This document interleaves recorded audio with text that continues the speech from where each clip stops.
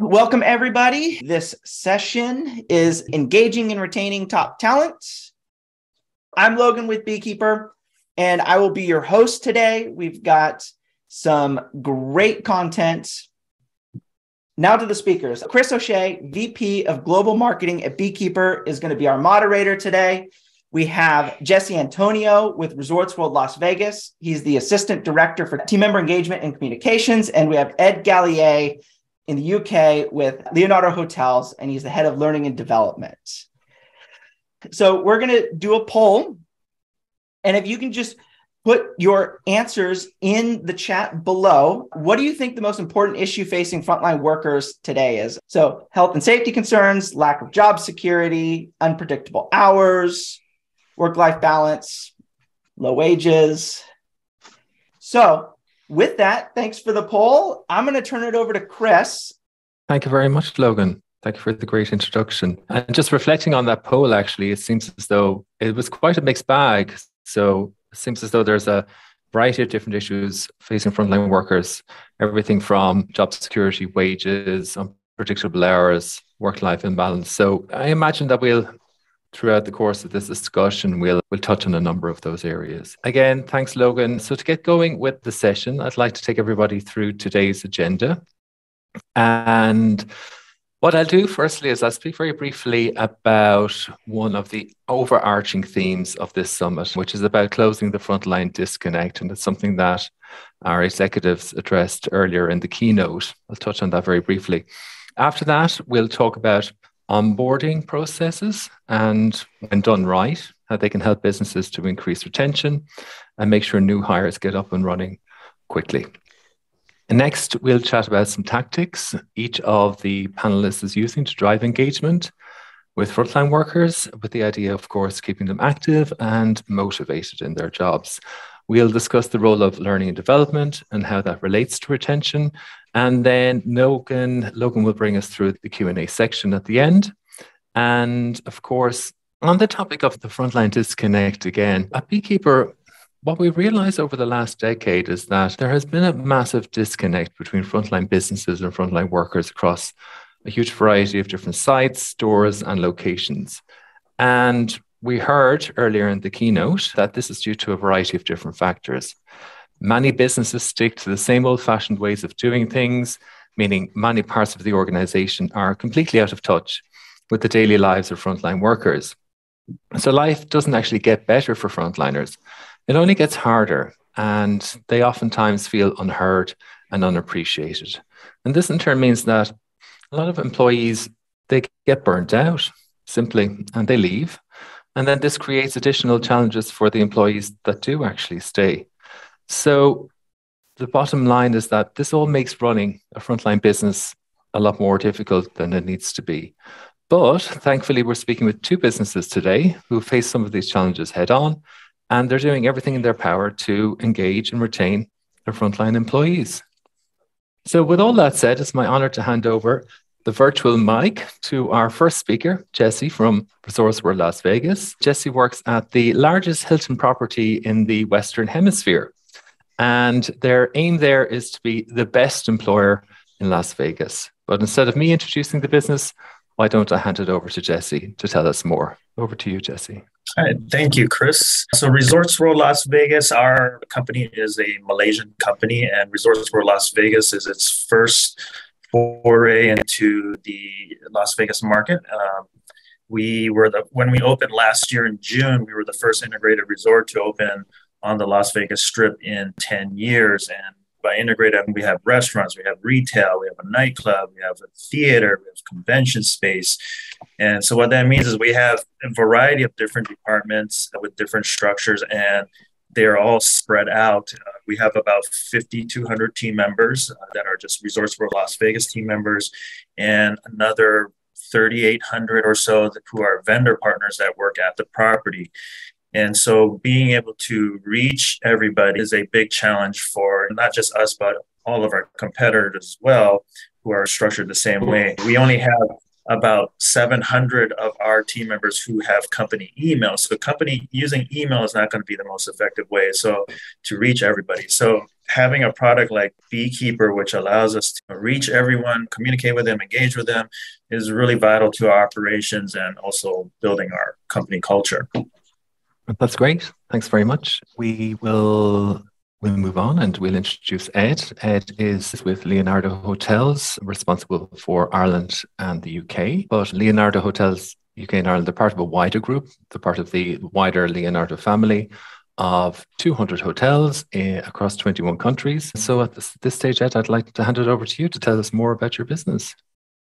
Hi, everyone, and thank you very much for letting us take part in the session this afternoon. As Chris was saying, I play my role in Leonardo Hotels, and we've been working with Beekeeper for a couple of years now. We actually launched the whole system across our UK and Ireland group the week that the UK went into lockdown as part of the global pandemic, and everyone was saying, don't do it. Don't do it. You don't do it. You don't do IT at the weekend, and you definitely don't do it during a pandemic. But it was the best thing that we did. It was absolutely core to the strategy of keeping our hospitality team together during what we thought might be a couple of weeks or a couple of months, but it turned out to be so much longer than that. So it really was the best thing that we did. And a little bit like Jesse said, I think no matter how great your offering is, if no one can get hold of it, then it doesn't really matter. And we're in the same situation where most people don't have a work email address. So this was the first time, and it remains the first way that 100% of the workforce can be contacted on a absolutely open, flat, transparent platform. So if you want to send a message to anyone and everyone, Beekeeper or LEAP as we call it, it is the only way that you can do it. And to really make that come alive, this month, all branded Jewelries Inn hotels in the UK, and we retire the Jewelries Inn brand and they rebrand as part of Leonardo and Leonardo Royal Hotels. And right from the genesis of that rebranding product, Beekeeper played a really big part in that. How we would share the information, how we would get all those Jewelries Inn branded hotels on board with the idea of being rebranded as a Leonardo hotel. So it made the brand awareness much simpler for our guests, and everybody in the UK and Ireland felt part of it. Bigger Leonardo and Fatal Hotels family. And that's really key for us as we continue to grow, both through build and acquisition. When we take on a new team, especially through an acquisition, they're onboarded onto Beekeeper right away, and they just feel part of the team very quickly. And you can sense the personality and the culture of the organisation from day one, really. Yeah, a really big part of what we do in the organisation. Fantastic. That's great. We'll get, I have to say as well, Ed, I mean, it's no mean feat going through a rebranding exercise and all of this rollout. I have to hand it to you. But, like a challenge. It's definitely like a challenge. Yes, we can unpack that more, and I'm sure some of the audience might have more questions around that. So let's keep an eye to the chat. And so over to you, Jesse. But I understand that new hire orientation is obviously a big thing. Resorts world, as you said, 700 of your, I think it's 5,500 employees have email. The rest don't. So when it comes to new hire orientation for frontliners, can you tell us more about that? About the new hire program, onboarding. Yeah. Sure. Would you like to share? We're trying to get everybody onboarded as quickly as possible because we want them to be able to contribute to the company as quickly as possible. But also we're trying to reduce any kind of uncertainty they might have. With anybody joining a new company and starting a new job, you're going to have a lot of uncertainty as far as like, where do you go? Who do you speak with? What do you need to do to get things done? And so for one of the things that we do with onboarding is as soon as somebody logs into Beekeeper, we have a series of automated messages that get sent to the user based upon their first login, and it's spaced out every few days, and it'll just walk them through different things that they'll need to know about, such as like how to clock in or where do they go to find their pay slip and their schedule. And when they have, usually about 2 weeks after they process, they will come to new hire orientation, and our team will then go join them, present Beekeeper to them, talk about all the different things that they'll find in Beekeeper, such as our policies and the different streams that we have, and just show them how do you find information within Beekeeper to really close that gap. What we did find though was that even going through new hire orientation or even just getting to new hire orientation. So within that 2-week period from the time that they process to getting to new hire orientation class, we've learned that there is still a gap in the onboarding process where they don't know what to expect next. They don't know who their manager is, how to find things. I mentioned that we have 5,000 people here and it's a gigantic property. And so even just going from our parking garage for our team members to find the training room, it's about a 15-minute walk. And so right now they receive a packet of maybe 5 sheets of paper that one of them could be a map to find the training room, but it's very different from looking at a 2-dimensional map overhead view versus walking through hallways and seeing things. And just finding the training room for new hire orientation has been difficult for our team members. So we've started to develop a new printed booklet, which we're calling an onboarding passport, which we'll give to every new hire during processing. It'll walk them through different things that they'll need to know for at least maybe the first week or so. And in there will include QR codes, which they can then scan, and it'll take them to different videos. So one of the first videos that they will be able to scan and view is actually a video tour of showing how to get from the garage to HR, to the uniform control to get their uniform measurements, and how to find a training room so hopefully they won't be late for the new hire orientation. And there will be a second video that will walk them through other different processes that they'll need to know as well. So we're trying to hopefully close that gap in the lack of knowledge that they have and make them a little bit more comfortable for their first 2 weeks at Resorts World. Yeah, I can just imagine if I were to start with Resorts World Las Vegas, how important it would be for me. So since as though you're doing a great job there, making sure that everybody is ready from the outset, let's just say.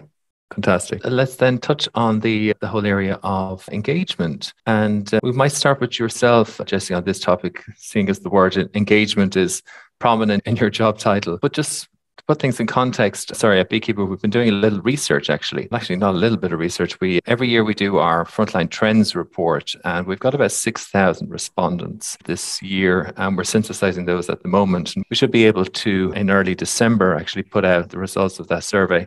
But early indications tell us that frontline workers, they take a lot of pride in their work and they love to get their jobs done and done very well. And this also aligns quite well with a research company that we follow called Gallup, and that says that employee engagement, and it defines employee engagement as the involvement and enthusiasm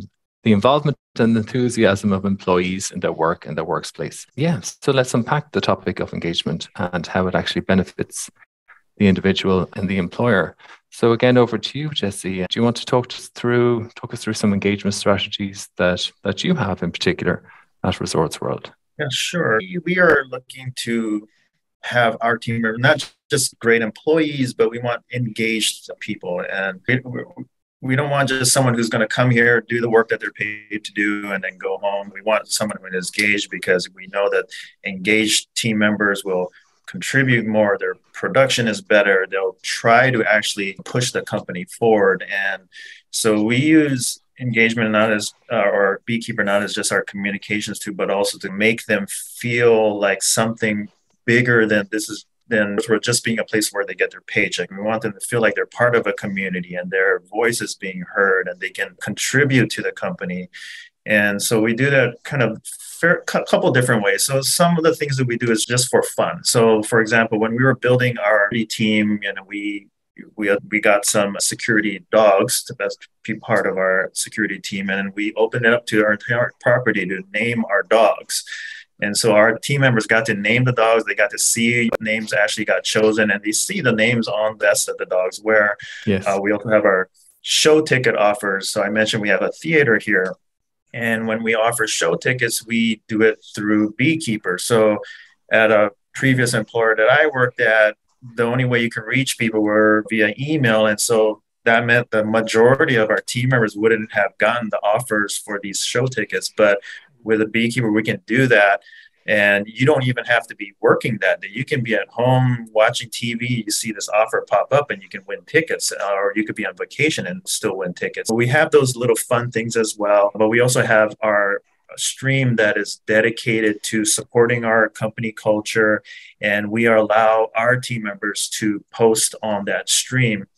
And when we first did that, when we were deciding whether or not to actually have this stream and allow team members to be able to post, there was some trepidation around that because we didn't know what would happen. What would people start posting really nasty things on there and pornography or something like that. So we were afraid of that in the beginning, but we decided, let's give this a chance and we'll let them post things. And so for the most part, it's been very good. People are celebrating each other's birthdays and achievements, and they're talking about what their teams are doing. And it's been a very good way for them to have a voice within the company because they love seeing their own pictures on the screen. They get responses from other people as well. And although we don't really encourage the use of this stream for posting just general questions and suggestions for the company, people do, and they sometimes do get a response from the VPs and other executives who can make those decisions for them. We also have departments who have their own streams as well. They use that as within their department to engage with their team and also to communicate with the front line. And for example, our housekeeping team, which has, I think, about 800 team members, they use that as a way for leaders within the housekeeping team to communicate with the front line. And I think they have it as a two-way channel. So team members can post questions and the leaders will answer them. They also have a form where those team members can also request a meeting with their leader. So it gives them this channel to have their voices heard. And that really goes a long way to retaining our team members here. That's fantastic. Yeah, it seems as though you have a huge amount of different options there available. And in particular, I like the idea of winning free tickets for the concerts, for the shows. Sounds great. Can you share some strategies with us in terms of Leonardo Hotels and what you're doing there to drive engagement across the frontline workforce? Yeah, I think my engagement was high right from the start because it was the only way that we could engage with the team as everyone was separated at the start of the pandemic. We had a similar thought around trust as Jesse. Originally, when we first switched on Beekeeper, if you like, the center of the business, we could post and everyone could like but not comment. But very quickly, one can comment and post on all the streams that we have now. And I can only talk about our culture, but it's very lightly moderated. There is a moderating sort of button, a reporting button on Beekeeper. It's rarely pressed. When it is pressed, it's usually a fat finger or something that catches it rather than the... And there isn't that profanity or anything on there. And that's a credit to the team, really. It really is a credit to the team. And one of the legacies of COVID was that we have a mainstream that everyone can see. We have a similar number of headcount as Jesse. Everyone can see the mainstream, and then every individual hotel has their own mainstream too. So you can decide whether to share with everyone or just share with your local hotel colleagues. And that can be really useful. But a legacy from COVID was we invited team members if they wanted to set up social streams. So within the same app, you can get work messages and work engagement. And we have lots of social streams that are still active from when everybody was apart. So hobbies, drink, pets, exercise, and they all have a lead person, if you like, for the stream, whose idea it was to set them up. Book club, craft club, and they're all more or less busy at different times.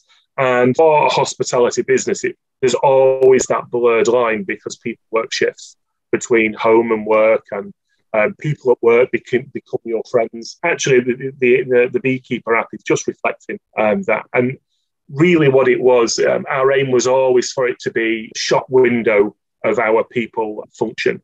So trying to find as many different ways as why people would log on, engage and use the app. So the social streams are really useful with that. I saw a question pop up as we were going along. One of the things that in one of our many projects that we had, we brought in, for a long time, we used a particular company to provide our housekeeping services. As we came out of COVID, we took all the housekeeping services back in-house. And that was a big challenge, but it made it more controllable. It made sure that we were in controlling how the rooms were cleaned and the volume, because recruitment was quite challenging at that time. And a lot of the HODs, the heads of department, use the chat function for daily briefings. We've got a couple of managers that walk around doing their voice briefing and post a voice message rather than which I'd never thought about really. I don't even do it on WhatsApp or anything like that. And because everyone's walking around, it's just a really effective way. Yes, I can imagine. Yeah, I hadn't given it a thought until they told us. But in housekeeping, we did something different. we set up a housekeeping stream for every single of the 51 hotels. And the reason we did that was as we brought all these team members in-house, so about 1,000 team members. So for us, that was like taking on 5 hotels within the same month or so. So we had to look after these team members. They were now our employees, even though they'd always worked in that particular hotel and location.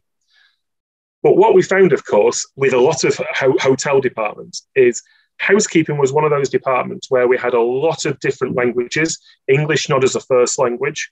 So again, you can have great content, but if I don't know what it says, I can't engage with it. So one of the amazing things that, again, overlooked sometimes was that rather than using the chat function in housekeeping, the head housekeepers and the teams use a stream because you've got inline translation within the stream. So you can share a really key piece of information.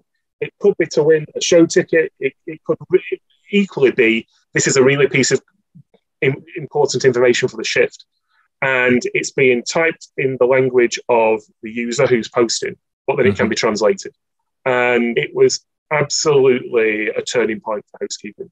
We even used it during some of the face-to-face sessions that we were doing as we took on the housekeeping team, and sort of live posted some key points and they translated it. And a couple of tears were shed down again because there was something that if you're in a room for 20 minutes for a briefing, you don't understand, they're actually translated in line on the stream. It was really That's very heartwarming, Ed. That's really nice. And it's something that maybe when you're engaging with something like Beekeeper, it's not the first thing. It's perhaps maybe some of the more amazing functions that are in Beekeeper. But it's all about someone's day-to-day frontline experience. And it really helped bring housekeeping in to the team. So, yeah, really important to us. And then even, again, in the streams, using something like polls to say, Thursday next week, it's the team pick for lunch. So vote for your most favourite team lunch. Kitchen will cook that for you. And again, all helping engagement. Part of the rebrand that we're going through at the minute, we have a seasonal scent in our public areas. And that blend of sort of face-to-face and technology. We sent samples out to all the hotels. They were in the staff breakout rooms and they could smell each of the scents, and then using the Beekeeper polls, they would vote for the scent that was going to be the autumn and winter scent. So if you're ever visiting one of our hotels, the golden bamboo scent has been selected by all our colleagues. And that takes over from Walk in the Woods, which was summer scent. I don't know who names these things, but just something like that. It's a little bit of empowerment. And it's one of the things that the guests talk about as they come in. We become a bit noseblind to it, but what is that?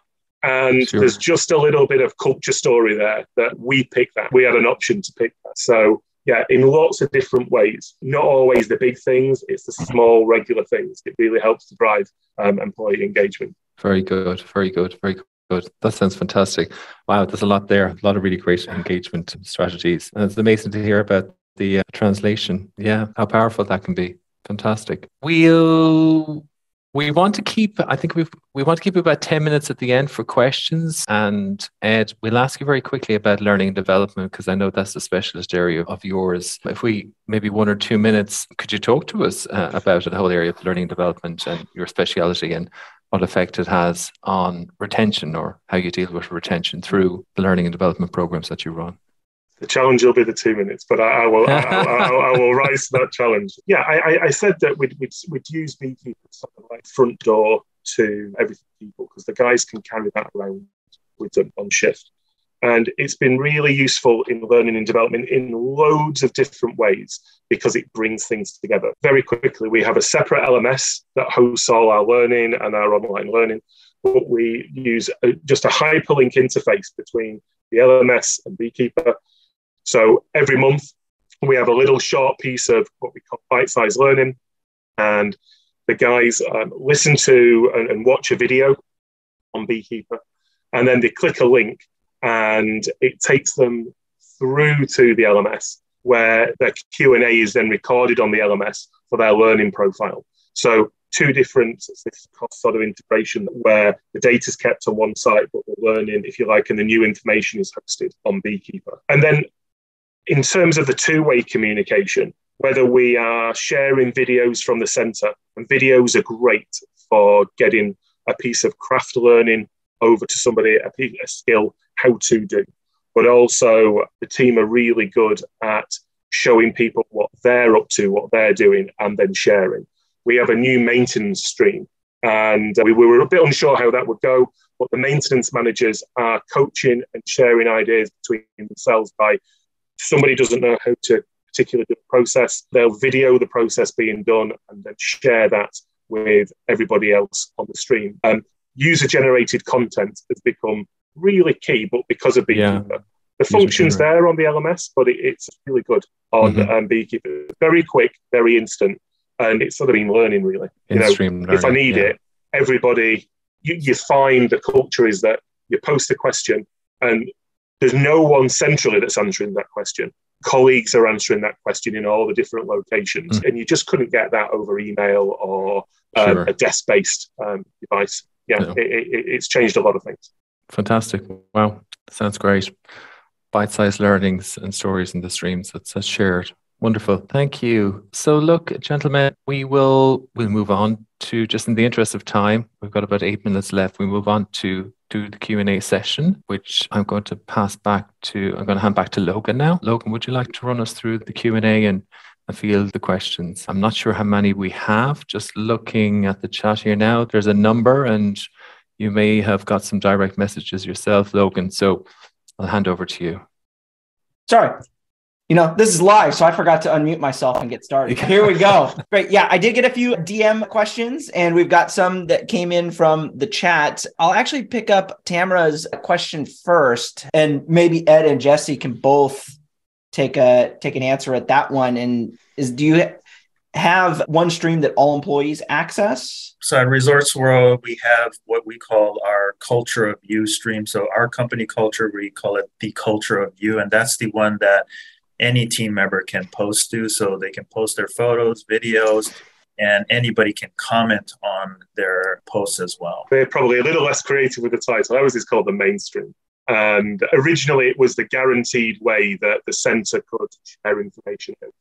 But everybody knows, really. They've become quite sophisticated at, if I've got something to share with someone, do I just want to share it in my hotel, or do I want to tell the world, or the world as big as the UK and Ireland, so that they can post in the Mainstream? And they're very good at it. So it might be something that's really local, or it's a local success story that they want to build a little bit of a profile for themselves and show people what they're up to across the group. And it really helps for us, because even though we're growing, we do have a really good sense of sort of family and community in the division. And that share works really well. Great. One of the other questions, I actually got this one DM'd to me, and I thought it might be interesting of onboarding. And is there, and this actually probably go for both and Jesse, is during onboarding, is there any mandatory training that you have for your business? And what does, that look like? Yeah, we do. We have a number of modules that the guys complete. That's hosted in the LMS, but Jesse alluded to it earlier on. We remind everybody about that learning it's called a worker bee message that goes into the chat. Timed, everyone joins Beekeeper on day one or before. Sometimes people join before. And then in that timed way, the message is released with a hyperlink in there that takes you to the LMS. And one of the things that we find, just every now and again, we get really nice sort of messages back, because we use the personalized function where you just insert the user's first name. So it's really simple, but just sometimes the way it arrives on their phone, I do think they think it's just for them. So they reply back to the main account saying, "Oh, thank you for the reminder."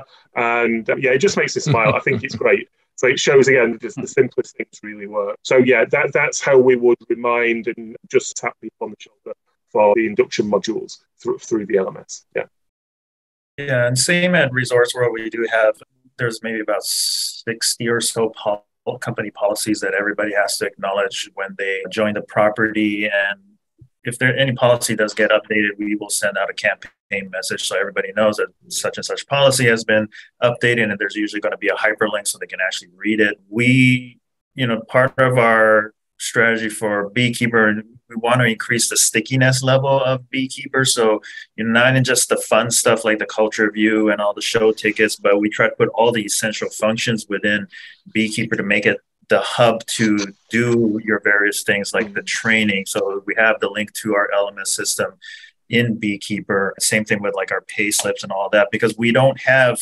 computer stations throughout the back of house where they can just go and take their training and print their pay slip. So part of our strategy again was to create that stickiness to make sure people will always go back to Beekeeper. Great. I do want to ask, I think this is a good question, and we're starting to run low on time. So if we answer it and get pushed back to the main session, just want to let everybody know. But since we've got such a jam-packed session here, we want to get as much information in there as possible. Wendy asks, would love to hear about your viewpoints on the connection between learning/training and employee retention. And how is learning and training tracked within your organization? And is this linked to upward mobility promotions within your organizations? There's a lot there, so it's in the chat. Yeah. My team, the company culture of learning, it's really there for to upskill everyone, but also focus on retention. I don't think L&D on its own can retain people in the business, but I do think L&D, if you are happy in your role and engaged, it stops you. And with lots of other sort of job apps and things, you're always being tempted to move role. But L&D can play a really big part in stopping the look. As soon as you start looking, especially in hospitals, there's just so much choice out there. So I think that's a good place for L&D to be. And also L&D, we have particular pipeline development programs, and we would build team strength and culture within each of those pipeline programs through the conversations and sharing them as well. So I think regular training and learning is great, but you've got to have those pipeline development programs to show that you're going to grow people internally rather than always go looking outside the business. So for us, we are lucky as a team. L&D is a cultural pillar of the organization, Yeah, and same with our team. Our L&D team, they track all of the completions and various trainings through the LMS system. We are still developing our talent development and talent management program. So we're hoping to roll this out fairly soon. But then that will also then help with the whole retention and upward mobility within our property. Great. We've got 30 seconds left. We will answer these questions, the ones that we didn't get to in the chat, and send them out. But I'll turn it back over to Chris so that he's got like 15 seconds to close us out before we get bumped. Okay. Thanks, Logan. Fantastic. Yes, everybody. So we'll follow up with answers to your questions. Thank you very much for putting them in the chat and raising them. So just essentially wrapping up, thank you very much to Ed and Jesse, and see you in the main room any moment. Thank you for having us. Hey, everyone, we're back. We are back. Look at that. Life is full of surprises, happy surprises. Here's what's exciting about all of this is that we've got a few more questions, and you can continue hearing from Jesse and Ed as we roll with this. And I'm going to pull one up, and I'm hoping that Jesse and Ed are ready for some quick fire rapid questions. So we had one that it was a multi-part question, and I can't remember who had asked it, and I didn't write down the name, so my apologies. But I'm going to read it as it came through. And do you find that your engagement with the events, and I think this was asked as we were talking through some stuff, so there might be some context as we were going through the presentation, that your engagement with said events is increased when communication are done through Beekeeper versus when they're not communicated through the app? And then to be more specific, and for some in here, they might know the feature specific items, some might not. And are these communications happening through chats, posts, or campaigns? So 2 parts there. So I guess I'll start then. So yes, I will say that it does work better when we use Beekeeper. So if we're going to announce an event, it is usually through a stream post that we'll put on there. If I compare it to my previous employer who did not use an app like Beekeeper when communicating something like this, the admission rate was going to be much lower because the old method was HR would send something out to the directors and managers and would cascade down to the supervisors and then maybe finally to the front line. And that could take weeks, sometimes months, sometimes never. So I remember being at some events and team members would walk in and they go, "Oh, I didn't even know we were having an event. Like nobody told us about this." But with Beekeeper, anytime we post something on there, we know people are reading it. So We have a 99% activation rate of all the users. And in any given week, I know that we have 100% of those users are going on to Beekeeper and reading something. So they are definitely reading any kind of post about an event, and we do get a lot of people showing up. The other thing is that most of our events have some kind of special menu in our team member dining room. And we have a link on our shortcuts menu, on the shortcuts on the home screen, that is just dedicated to the menu of the day. And it's probably the number one most clicked on link within the whole in all of Beekeeper. And even when we're onboarding people prior to opening and we're telling them about the different features of Beekeeper, we say, here's where you get your pay slips. Okay. Here's where you get your times, your schedule. Okay. Here's where you get your menus. Okay. Now I'm happy about, so just having those two things, it really helps with getting people to come to these events. I think it's the short answer to the question is you're always going to get a better response by posting on Beekeeper. We still have notice boards and that sort of thing, but Jesse's point about cascading down to the managers, it gets stuck in the mailbox, it doesn't get shared, it doesn't get printed out. So I think everyone's in control of the information if it's on Beekeeper. And if somebody doesn't know it's happening, it's because they haven't looked on the end. So there's got to be a bit of personal responsibility there. I think that the trick to get the best out of the app, is it a stream or is it a campaign? And picking the right vehicle. We tend to use campaigns, which is more of a targeted audience. If it's follow-up, perhaps on something, we're delivering customer care, guest care training at the moment as part of the rebrand. And we have a little mascot, a little bear called Leo. And Leo has an account, and Leo sends out campaigns. So post a face-to-face workshop. Here, Leo will ask you how the workshop went and test how sticky the learning was through a campaign. So it goes to the actual people that attended that particular session that day. So rather than sending out a blanket mail to everybody or a post on the mainstream, we use campaigns. So again, people feel a little bit special because you can address it to them, you can have pictures, and you can add documents to a campaign as well. Or it can be a polled campaign. Yeah, I think in terms of getting engagement, it's pick the right sort of vehicle within the platform. Great. Sean, you've got a question for us? Yes. Hey, Logan. Jesse, good to see you again. Hi, Ed. Thank you so much for joining us in this session. Ed, I was very curious about what you shared earlier about the bite-sized learning moments that you had. And I was wondering if you have done or reflected on a before and after, and have noticed how engagement with your frontline teams have evolved and changed since using Beekeeper together with LMS. Oh, it's a rubbish answer, really. It's always amazing, so much better. So before Beekeeper, it used to be called the Learning Hour, and we would send out a small slide deck to each HOD via email. They would show the slide deck on the tablet or laptop, and they would talk through the content. People would then go onto the LMS and do the training. So now we record a small film. So a little bit like we're doing now, we have a bespoke learning bite background. So one of the learning managers introduces the theme, uses some slides and films in the recording as well. And then that's issued on the mainstream to everyone. Everybody needs to complete the learning bite. So they watch the film, and usually it's a colleague called Anne. So she looks a little bit like a newsreader, really. She's addressing you through the film.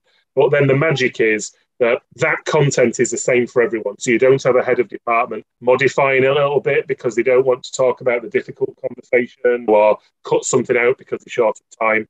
I can access it 24/7, 365. And so that's all on Beekeeper.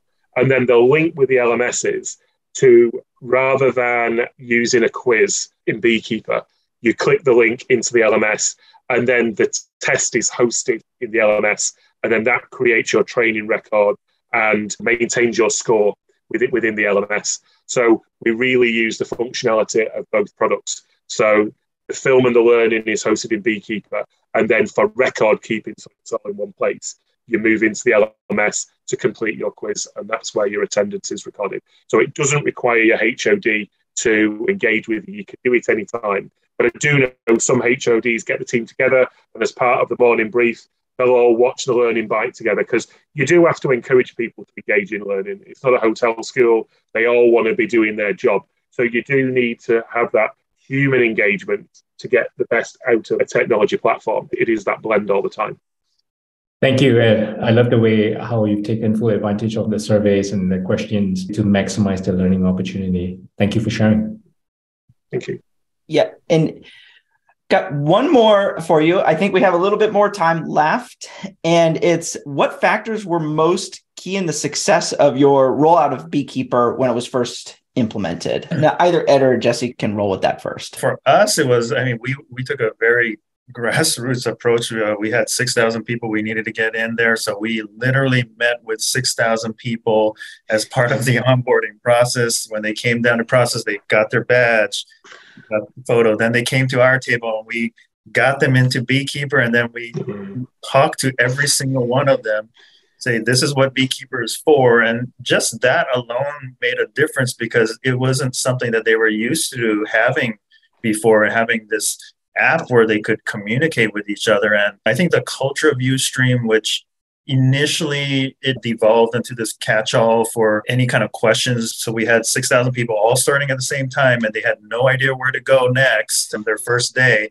And they just used that to post questions, and people started helping each other out. And so they started to create this community on Beekeeper. And I think that helped to really drive Beekeeper, and people tell each other about Beekeeper. So we haven't really had this, there's no challenge in getting new people onto Beekeeper, because it's just happening organically right now. Yeah, for us, just quickly, remember, we just gave everybody a letter as they left the business during COVID and said, follow the instructions and sign up. But so we took a little bit of a breeze on that one. But now we do, again, that human interface is that people get the information to join Beekeeper as they start with us. But during the face-to-face induction, the facilitator does check that they really can access Beekeeper, and they're okay with that. Because if a senior person will say, are you on the Lee app? Are you on Beekeeper? You are going to say yes, even if you're not, even if you're struggling. For us, it's really important that just during the workshop, just checks. And we check that, are you accessing it via the app? If you're uncomfortable with that, remember that it's web-based as well. Just save it as a link and go through your browser rather than the app button, if you prefer that. Thank you very much